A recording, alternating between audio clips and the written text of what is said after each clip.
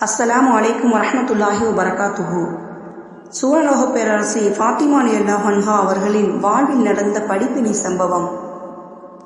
ஒரு சமயம் உம்மஹாத்துல் முஃமினீன் கதீஜா அலி அவர்கள் தமது அருமை மகள் ஃபாத்திமா அலி அவர்களிடம், எனது அருமை மகளே, நீ உனது தந்தையிடம் சென்று என் தாயார் மரணமானால் தங்களின் தலைப்பாகையை கபரில் வைப்பீர்களா என்று கேட்டுவாமா என்று கூறி அனுப்பி வைத்தார்கள். சின்னஞ்சிறு ஃபாத்திமா அலி அவர்கள் தனது அமுத வாய் திறந்து தாய் சொன்னதை அப்படியே சொன்னபோது கண்மணி நபி ஸல்லல்லாஹு அலைஹி வஸல்லம் அவர்கள் தேம்பி தேம்பி அழுதார்கள். எனது அருமை மகளே, உங்க அம்மா எனது தோலை கேட்டாலும் தருவேன் என்று கூறினார்கள். பின்பு கதீஜா அலி அவர்கள் இறந்த பின் ஒட்டுமொத்த கவலையுடன் வாடிய முகத்துடன் கண்மணி நபி ஸல்லல்லாஹு அலைஹி வஸல்லம் அவர்கள் கபரில் இறங்கினார்கள். தலைப்பாகையை கபரில் வைத்தார்கள். முகத்தை கிப்லாவின் பக்கமாக திருப்பினார்கள். மேலே ஏற மனமில்லை. மறுபடியும் முகத்தை நோக்கி பார்த்தார்கள். கண்ணீர் பொங்க முகத்தையும் கிப்லாவின் பக்கமாக்கவும் பின் நேராக்க பார்க்கவும் இருப்பதைக் கண்ட அல்லாஹ், நபியே, கலங்கியது போதும், அவர்களை நான் பொருந்தி கொண்டேன், நிம்மதியான நிலையில் உள்ளார்கள், கலங்காதீர்கள், கவலை கொள்ளாதீர்கள் என அசரீரி செய்தி வந்த பின்புதான் சந்தோஷமடைந்தார்கள்.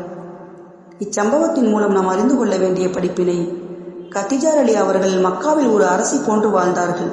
நபி ஸல்லல்லாஹு அலைஹி வஸல்லம் அவர்களுக்கு 6 குழந்தைகளை பெற்றெடுத்து கொடுத்தார்கள். அதில் ஒருவர்தான் சுவனப் பேரரசி ஃபாத்திமா அலி அவர்கள். நபி ஸல்லல்லாஹு அலைஹி வஸல்லம் அவர்களை திருமணம் செய்ய அனைத்து செல்வங்களையும் நபி ஸல்லல்லாஹு அலைஹி வஸல்லம் அவர்கள் காலடியில் கொட்டினார்கள். எந்த அளவு தன்னை ஆக்கிக் கொண்டார்கள் என்றால், கதீஜா அலி அவர்கள் குடம் தூக்கி தண்ணீர் கொண்டு வர வேண்டிய நிலைக்கு அவர்களின் குடும்பம் வறுமை அடைந்து விட்டது. மக்காவின் வியாபார சரக்குகள் உள்ள ஒட்டக கூட்டங்கள் வந்தால் அதில் பாதி கதீஜா அலி அவர்களின் வியாபார சரக்குகளாக இருக்கும். இன்று உலகம் முழுவதும் தலை நிமிர்ந்து நிற்கும் இஸ்லாத்திற்கு கதீஜா அலி அவர்களின் செல்வங்கள் மிக முக்கிய அடித்தளமாக இருக்கின்றன. 264,000 கோடி இந்திய ரூபாய்க்கு மேல் கதீஜா அலி அவர்கள் தீனுக்காக செலவு செய்துள்ளார்கள். நபித்துவத்துக்கு 6 மாதங்களுக்கு முன்பே நபி ஸல்லல்லாஹு அலைஹி வஸல்லம் அவர்கள் ஹிரா குகையில் கடும் தவம் புரிந்தார்கள்.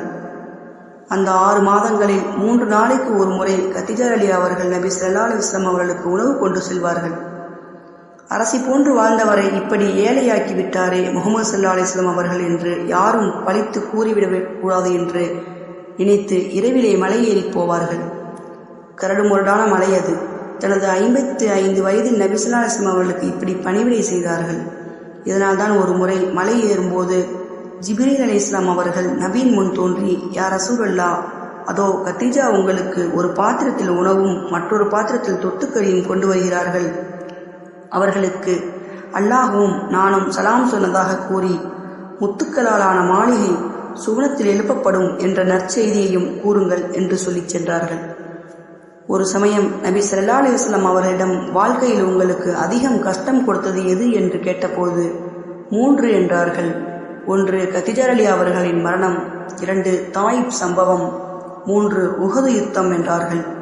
அப்படிப்பட்ட உத்தம பத்தினி தாய் கதீஜா அலி அவர்கள் இறப்பு பெருமானார் ஸல்லல்லாஹு அலைஹி வஸல்லம் அவர்களை பெரும் கவலையில் ஆழ்த்திவிட்டது. நபி ஸல்லல்லாஹு அலைஹி வஸல்லம் அவர்களுக்கு கஷ்டம் என்றால் மகள் ஃபாத்திமா அலிக்கு எவ்வளவு கஷ்டமாக இருந்திருக்கும். இஸ்லாமிய பெண்களே, கணவனுக்கு செய்ய வேண்டிய அனைத்து பணிவிடைகளையும் மனம் கோணாமல் பிரியமாக செய்யுங்கள்.